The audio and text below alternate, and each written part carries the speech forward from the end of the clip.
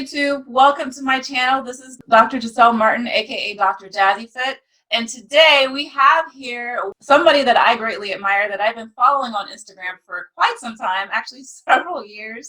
And we've kind of over time developed this kind of kinsman spirit type of thing. And her wellness philosophy really resonates with me, and I really enjoy her posts. And I thought that she might be an excellent person to give some feedback on relationships. So we're going to do a 3-part series. This is going to be the first of 3 parts. Today we're going to talk about friendships, platonic friendships, and how we can really get past our hurt and our personal struggles to help overcome and really develop a strong sense of social health and community. All right, so welcome, Erika. Do you want to tell us a little bit about yourself? Sure. So thank you so much for having me. I'm thrilled to have this conversation. It's very on point. I think a lot of people have been having conversations about their friendships. So I'm really excited to dig in. And just to tell you a little bit about myself, my name is Erika James Strayhorn. I'm a licensed marriage and family therapist based in Atlanta. I have a private practice here in Atlanta called Erika James Counseling LLC, where I work with couples and individuals. And the focus of my work is really self-care, simply because I feel that the most important relationship is the one you have with yourself, and self-care is an amazing way to nurture and cultivate that relationship. Most of the time, I could venture to say 100% of the time, the relationships that we have with others are greatly, greatly impacted by the relationship that we have with ourselves. So if we're feeling insecure, if we're feeling unstable, if we have some stuff going on under the surface with ourselves, then we'll see that reflected back in the relationships that we have with others. And again, that's why self-care is a great way to help you balance, nurture, and cultivate your relationship with you. Absolutely. This is why you are here. Yes. Because you be preaching sermons in your posts. So I'm feeling it. So I'd say, I guess we could start with where or what qualities do you think really are essential to have good, solid friendships? So yeah, that's a really great question. I think one of the first things that comes up for me is trust. You want to make sure that you are entering a friendship with somebody who you can trust. And this means trust with telling them things that maybe you've never told anybody else, trusting that they're going to do and say what they say they're going to do, trusting that they're going to show up when they say they're going to show up. I also think having a level of vulnerability and transparency in friendships is really important, and as well as a level of emotional maturity. And I think, unfortunately, though, sometimes we don't realize that those things are important until we've been in a friendship with someone and either yourself or the friend may be lacking some of those things. And then it can be challenging to figure out how to navigate that. Like, okay, does this friendship end now? Or how can I have a conversation and let this person know, like, hey, I love you. I think you're dope. And I think you could work on this area a little bit more, or work on that area a little bit more. Like, how can we have that conversation that could be a little bit confronting, and giving our friend that kind of feedback, which could be very valuable to the friendship. But I just think overall, that's not a conversation that we're taught to have. And sometimes we allow things to just go and, sweep them under the rug. But I definitely think trust, vulnerability, authenticity, those things are really important in having a really great friendship. Yeah, absolutely. And when you were talking, I was thinking also um, with loyalty, I feel, especially as Black women, sometimes we're taught loyalty. Not that it's a bad thing, but it could be a I don't want to say sabotaging, because it's not even really sabotage. It's just not healthy, where we keep things to ourselves so much so that we will explode and erupt, or, and I'm ready to just cut this person off where it shouldn't have ever gotten to that point. Absolutely. So where is the boundary between being loyal and also being able to express what it is that you're feeling? So I have an interesting perspective about loyalty as it relates to any kind of relationship, because I think sometimes when you have this idea of loyalty, I'm a loyal partner, I'm a loyal friend, I think sometimes people allow that to mean that they'll still remain in a relationship with someone, even if that relationship is detrimental or harmful, or if that person is doing things that that you don't agree with, maybe things that are against your principles or your morals, or maybe some stuff that's illegal, or they're doing some dirt, and for the sake of loyalty, for the sake of the friendship, you allow those things to go on. And so I kind of question when people use the word loyalty. I just kind of question and dig a little deeper of like how they define it, but like what that means to them, because I think sometimes that can get in the way of an actual of a true friendship, and I think that can be something that can prevent people from having those open and honest conversations. Like, I noticed that my friend is doing this. However, is it okay for me to mention it? Is it okay for me to bring it up? Because will I be seen as disloyal, or will I be seen as a hater, or will I be seen as I'm jealous if I bring this thing up? And really, it's you really want to create the space for each person in the friendship to feel like they can openly and honestly communicate how they feel without judgment, without their loyalty being questioned. Absolutely. Yep. And that I think comes from a history of understanding. If you've developed a sense of rapport and understanding with this person, where first of all, this person doesn't mean or they might exercise certain principles. So there's one thing that I personally go by within my relationships. I personally don't have relationships or friendships, for that matter, if we don't share the same core values. And so if we have the same core values, it is much more likely for me, if I know, okay, well, you know what, my friend is getting on my nerves right now. I might even say that. Right. Depends. I mean, I wouldn't just be like, oh my God, you're on my nerves right now. But but I would say, what you did, I don't like the way it made you feel. Sure. This doesn't really resonate with me. Like, it just I get the EBGBs when this happens. Yes. And I think that there's a certain level of self-awareness that we need to have to be able to give that type of feedback to somebody else. Totally. And I think it's a level of self-awareness, and I think it's a level of emotional maturity. I think sometimes we are afraid to have certain conversations because we're just not emotionally mature enough to have them. It's like, I think the example you offered was really great. Like, you can say you're kind of getting on my nerves. That's one way to say it. Or you can say, you know what, I really didn't appreciate the way you said X, Y, and Z. Or, you know what, I really, I love you and it's cool. However, I just kind of need some time. I need some space, for right now. So if I don't call you in a couple of days, it's nothing personal. I just need some space. So that's really different from you're getting on my nerves right now, or really different from completely ignoring the person, not responding to their phone calls, having an attitude. So I think in that situation, it can be a difference of emotional maturity, and also having shared values is a huge part of friendships. I think we're kind of taught as children that friendships is, somebody who you have fun with, somebody who you have similar interests. And of course, yes, that goes into it as well.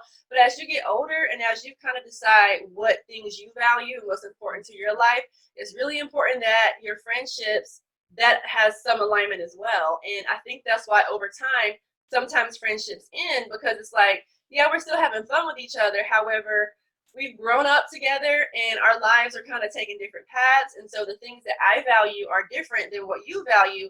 It's not good or bad. It's not right or wrong. Sometimes our values are established based off of the experiences that we've had as individuals. And it comes to a point where it's like, yeah, we can still kick it. We can still hang out. We can still go to the movies, go to the park, all that kind of stuff. But on a deeper level, we're not really clicking. And if you're somebody who really yearns that kind of depth in a relationship or a friendship, that's kind of where a schism can happen. And, you might start to separate, or you might have a friendship breakup, which, those can be a lot harder and often are harder to get over than a romantic relationship breakup. Agreed. Yeah. Do you think that it's possible that once a friendship breaks up, that they can reconcile? And so say that their core values never changed, and one person or both people might be at periods of their lives where they might not understand what each other are going through, and they just need to heal and get over that part of their life. Sure. How can they come back together, or what ingredients are necessary? Yeah, I think that's a great question. I think a lot of times when we can see that a friendship is ending, and I think sometimes we try to hold on tightly to it so much because we feel that when something ends, that it's ended forever, and that's not always the case. There can be some friendships that are able to rebuild. Now, whether or not it'll be the same level of friendship as it was before, that's yet to be seen. However, I do think that after time, after some space apart, after you guys have both kind of dealt with whatever issues or emotions that you had, that the things that actually broke up the friendship, once you have some space and kind of allow that to cool and heal, and you're at peace with the way the relationship is, I think that there can be space made for things to kind of rebuild, but in a different kind of way. Like when I talk to clients about this, I like to remind them or offer to them that friendships can have different levels. So you can have like a level 1 friendship and a level 10. A level 10 friendship is like your best friends, like you do everything together. Y'all are, staying up late, talking on the phone, going shopping together, like watching each other's kids, loaning each other money, driving each other's cars. Like that's level 10 friendship. And then you might have a level 1 friendship where it's like, yeah, you might not talk to them all the time. However, if they're in like an emergency or if something really upsetting happens, you're always going to be there for them, but you don't really see them a lot, aren't spending time with them, you don't really know every single detail of their life. And so sometimes a level 10 friendship might be bumped to a level 1 friendship. And that's completely okay, because again, we're not always supposed to be in each other's lives for the same reason, at the same capacity for a whole entire lifetime.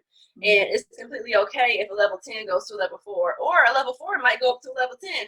Who knows? And so I think offering that and allowing that perspective in kind of gives you some wiggle room, some freedom. It kind of lets go of some of the pressure, and it lets you know, like, okay, well, the door on this friendship and the way this friendship looks may be closed, but it doesn't mean that it can never open again. And if it does open, the friendship might just look differently. As long as there's still mutual love and mutual respect for that person, I think that a different type of friendship is always possible. Awesome. Thank you. You're welcome. I know that this probably everybody on this planet has probably experienced that at some point in life. I have something that I personally go by and I teach my daughter is I tell her, sometimes friendships are for a reason, a season, or a lifetime. And you have to be okay with wherever it falls. You can't control other people. You can't control outcomes. You can't control what happens in your own life. Right. All you can do is continue to strive to be a better person and be there and show up for the people who are in your life. That's it. That's it. That's all you can do. So, awesome. So let's talk about friendships that are, I'll say, interracial. So, there's a lot of, I think as we get older, especially within the millennial population, people are a lot more open-minded. But if you think back 40, 50 years ago, it was very, very rare to see a Black woman who becomes good friends with a white woman, right, or a Hispanic woman, or whatever. So are there certain dynamics that we should be aware of in interracial relationships? Sure. So I think that is, just to start off with, I think it's very possible for people of different races to have really genuine, true best friends. I can say personally, a number of my best and close friends have been women of different races. They have been white women. And, I think some of the tools and some of the things to be mindful of is I would challenge people to try not to enter the relationships with either friendship or romantic relationship with somebody of another race with the preconceived notions or the stereotypes or the beliefs that you've heard about this person of a different race, and try to see them as an individual person, and it's not to say like I don't see color, not that at all. I think it's having the awareness of some of the historical things that have gone on between the races and understand how some of that stuff could be informing people's choices. However, try not to let that be the only thing that you see in that person. And when things do come up that are race related, because they will come up because race is a thing, it's an important thing, I think it's important to allow, like, not be afraid of those conversations. Like if one person says something about, or asks a question about the person of the other race, about their race specifically, try not to take it offensively. But if you do take offense to it, be open about that. Say, you know what, when you ask me this question about my hair or about whatever question they ask that is specifically about Black people or Black women, I was offended by it, and this is why. Just to educate that person a little bit, understanding that their intention was not to offend you, but maybe they didn't know another way to answer the question. Maybe they didn't know that that question was so loaded with so much emotions. And so being open to having those conversations and vice versa. And being okay with asking questions. Like if there's something that you really don't understand about that person's culture or something that's guided by that person's race, like being okay with asking, like, because you're not going to know unless you ask. And so I think the first thing you have to do though, I think that all goes back to trust, because I think you really do have to be in a trusting enough relationship with this person or trusting enough friendship to be okay to ask that question, because stuff can get heated, people can be offended, it can get heated, argument can happen, and there may be like that might need to be what happens in order to get some of the conversation up and to get talking about stuff. Just because you have an argument doesn't mean the friendship is over, but that can open the door to more conversation so you can better understand each other. And also knowing that there may be parts of each other's lives that you will never ever truly be able to understand because it's lived experiences, and being okay with that. Yeah. Yeah. And with what I do as a professor of health equity, I teach my students all the time because we talk about racial disparities, health status disparities, all of these different things. Yes. And I think there's a danger actually when we ignore our differences. Absolutely. Or when we act like they don't exist. Yes. Because the differences are what make us special. They make Absolutely. us unique. Mm-hmm. But so many people, again, they're not self-aware, they're not emotionally mature, and they haven't accepted their own selves, so they can't accept anybody else. Right. So if you can accept their differences, but also respect the differences and learn to find the beauty in the differences, I think that's where all of us as humankind just need to grow. I think so too. I think that we could see so many shifts and so much growth, like leaps and bounds, if we all practice that a little bit more. And we're all going to be at different levels of that, but I think just having the awareness and knowing, like, what, I am really working towards seeing each other's differences and being tolerant and respectful, and seeing those differences as unique and beautiful, instead of something to be afraid of or something to be to judge or put down, or all those kinds of things. I think all of us in this whole entire world could benefit from practicing that. Yeah, I agree. Yep. It's like at the end of the day, I mean, right now we're recording this during COVID. There's no discrimination with many different things. Yes, you have like wealth income gaps and all the other stuff. However, there's certain equalizers across humanity. Absolutely. We are all the same. Mm-hmm. We are all the same. And the more people realize that, you know what?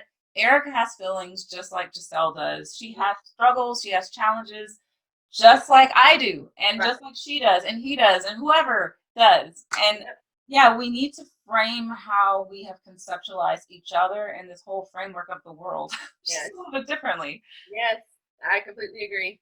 Yeah, so I kind of want to jump to another subject, and I know we're going to record another video on romantic relationships, but I want to ask, for people who are in a romantic relationship, how do you balance being in a romantic relationship with your partner and then also your friendships? Yeah. So that's a great question. I think a lot of people tend to struggle with this one, especially when you're in a new romantic relationship, right? Let's say you guys first started dating, you're first kind of getting serious. You want to spend your time with each other. You're all up under each other all the time, and you're neglecting your friendships. And your friends are telling you, like, hey, girl, I know you got a new boo, but we still here, It can be really challenging to balance that. And so I think there needs to be a level of patience and compassion for yourself, first and foremost, of course.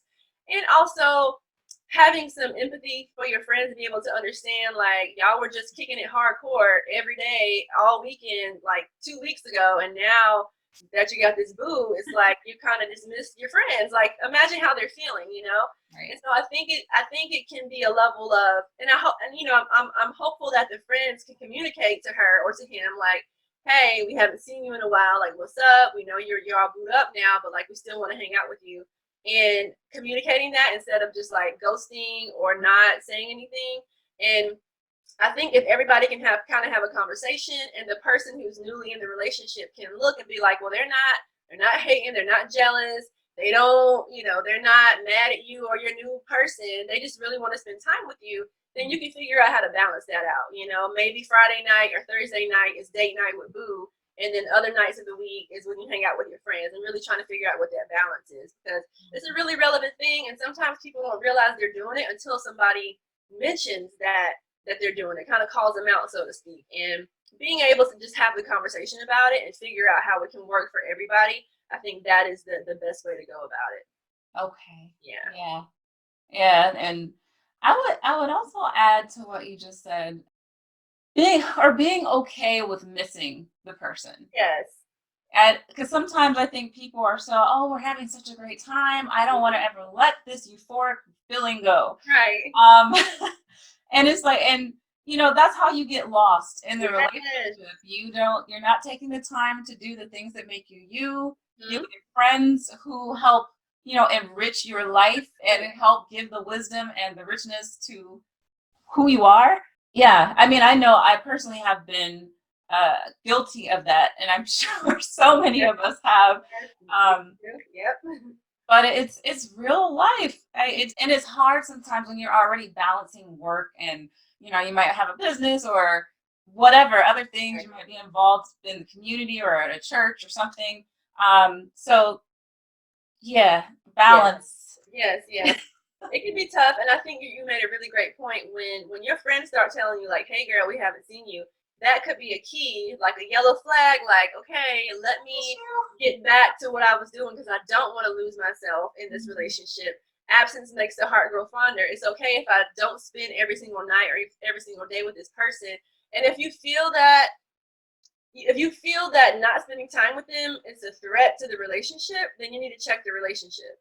If you feel like, if I don't spend every night, or if I'm not here with him, X, Y, and Z, then he's going to leave me, then it's deeper. It's just something deeper going on than just figuring out how to balance your time. That sounds a little manipulative and Yes. slightly controlling, but Exactly. okay. Yeah. Yes. So, in kind of in that same vein, in the romantic friendship balancing things, and I kind of got this idea from watching Insecure. Don't judge me. Is it inappropriate or taboo or even possible to be friends with your previous lover's girlfriend or boyfriend or whatever? So I think that's a great question, and I think Insecure is a great show for what it is. I haven't. I'm planning on binge watching all the episodes at one time, but it's cool because people are having these kinds of conversations, where they might not have before. Like, people are asking me all the time, "Did you see the episode?" I'm like, maybe I need to go ahead and watch it. But anyway, I totally think that can happen. However, I think that, again, the trust, emotional maturity, having open and honest conversations, like just putting it all out there, like that kind of stuff needs to happen. I think it can be challenging if, you start being friends with this person kind of behind your ex's back, or, it's kind of shady or undercover, because you might actually genuinely connect with this person. And if this is the ex, who is this person again? So it's Issa's ex-boyfriend, Lawrence. He's dating someone. So it's his new girlfriend. Become like super great besties with. Right. Okay. Dating. And so it makes sense because, the common denominator is Lawrence. So if he was dating Issa and there's certain qualities about Issa that he likes, his new girlfriend is probably going to have similar qualities. So Issa and the girlfriend are going to have things in common. So if Issa and Lawrence are in a space in their relationship, in their new version of their friendship, where they're secure and they're not threatened by this relationship with the new girlfriend, then I think it's fine. If the new girlfriend is completely fine with being Issa's friend, like if everybody's okay with it, then it's fine. However, if there's anybody who's not okay with it, it doesn't mean that it doesn't need to happen. Like, the first step isn't always, we'll just cut it off, it's done. No, let's have a conversation and kind of see what's going on first. Mm-hmm. And from there, we can make a decision. But I mean, if Lawrence and Issa and the new girlfriend are cool with the friendship and no boundaries are being crossed, nobody's being disrespected, Issa and Lawrence are clear on where they stand in their relationship, and it's not a threat to his new relationship, then I don't necessarily see it as a problem. But if Issa starts to develop feelings again for Lawrence, and that starts to impact things, then, we might need to change some things up. Yeah. There needs to be we need to have a conversation. Right. So where it is right now, Lawrence is very uncomfortable with Okay. the friendship that's developing because it's Sure. like, well, how much of us do they actually talk about, or do they talk Right. about us at all? Like, Right. where's the boundary there? Yeah. Yeah, because I could see how that could get really awkward really quick. Right. And I think that it's appropriate for Lawrence to say, hey, I'm cool with you and my ex hanging out. However, I would prefer if these topics were off limits. I would prefer if we keep these types of things within our own relationship and you guys don't talk about that kind of stuff. And then it's up to the new girlfriend to honor that. And if she can't honor it, then maybe there doesn't need to be a friendship between her and Issa. Mm-hmm. True. Yeah. Or get to the point where she has to pick the friendship or the relationship. Right. Yes. It's like, which one is healthier? Which one has a more positive outcome for my life? For her. I Yeah. hate to say that, but sometimes. No, I think that's real because if not, we end up staying in a relationship. Like, let's say hypothetically, she's getting more out of her friendship with Issa than she's getting out of her relationship with Lawrence, and she decides if that's what she feels, and she decides to end the relationship with Lawrence, or let's say she decides to stay with Lawrence and ends her friendship with Issa. Now she's feeling silly and unfulfilled, and she's choosing this man and this relationship over Issa and that friendship that was much better for her. So sometimes we do choose the relationship over the friendship, even if the friendship was the one that was the most fulfilling or that was the most healthy or that was making us feel like we're getting the most out of the friendship. Sometimes we might choose the relationship and now we're sitting here looking silly because we chose this. Because I think in some ways it's like, I think sometimes we put certain relationships on a hierarchy where the romantic relationship is placed higher than the friendship. And so I think because of that perception, sometimes we feel pressured to, well, I got to save the relationship and I'm going to let the friendship go, even though the friendship was providing her more of what she wanted at that time than the relationship was. Wow. Yeah, that's pretty deep. I don't think most people it clicks in their mind that way. Right. But so my last question Okay. for our video today is how do you maintain a friendship when either you or your friend is hurting or going through a really hard or troubled situation? Sure. So if your friend is the one that's going through with a hard situation, I would continue to offer my support. Let them know that I'm here for you in whatever capacity that you need me to be in within reason. We still have our own personal boundaries. We still have to make sure that we're taking care of ourselves first and foremost. And I think that's the first thing, honestly, checking in with yourself to see, like, I see that my friend is hurting and she needs a lot of support. Am I in the space within myself to even help her and provide her with the support that she needs? Because if we're kind of struggling ourselves, we might not be able to help them in the way that they really need because we need our own help and our own support, and being okay with that and understanding it doesn't mean you're a bad friend, it doesn't mean you're a bad person, it just means that you got to take care of yourself first, right? And so communicating with a friend, letting him know, hey, I'm here for you, like, how can I support you, essentially asking them, how can I support you, and allowing them the opportunity to answer that question. They might not know. Like, when you first ask that question, they might be like, I don't really know what kind of support I need right now. But just continue to check in. I don't want to be crowding your space, but I want to remind you that I'm here for you. And if they're open to advice, if they're open to support, whatever that looks like, then go ahead and offer that support. Now, if you're the one who is in need of help, I think the first thing is for you to ask for that help. A lot of times we don't want to ask for help. We want to do it all on our own. We feel like I don't have time to get somebody in the mix. I need to figure this out by myself because I got stuff to do, and usually we end up staying in that space of hurt a lot longer because of that. And so allowing yourself to be open to help, asking people, just like, hey, I'm really going through a hard time. Could you, I just need to talk to you. I just need to vent to you. Could you come by my house, or whatever kind of support or help you need? And if you don't know what you need, being okay with that. Just calling the person up and be like, hey, I'm really having a hard time right now. I really don't know exactly what I need, but I just want you to know that I'm having a hard time. So can you just check on me again in a couple of hours, or can you check on me in a couple of days? Like, being really okay with however you're feeling and whatever you need in that moment, just asking for it. Mm-hmm. Yeah. Yeah.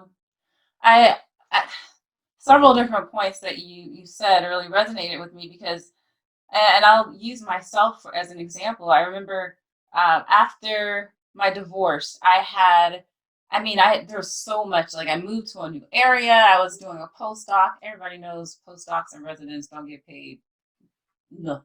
Right. So, but it was also just the healing that was necessary. And for me, it was the fact that in the past I had asked for help from certain friends and didn't receive it. So Uh, sometimes it was very hard to even ask for help, number one. Number two, you're dealing with people who don't really know you. They don't know what you just survived because it literally divorce is a survival. Like whatever anybody says, that was sure. like a very traumatic experience. Even if it's a peaceable divorce, is a Sure. very, you've just changed your whole life. Everything about your life is different. So it was a lot of that. And I also had to realize, you know what, if I have to back a little bit and be to myself so Mhm. I can heal Yes. and actually be a good friend to someone else, Right. then I got to do that. You can't stay a Sure. broken person or just Exactly. completely, super hyper emotional or whatever and expect to show up and be a good Yeah.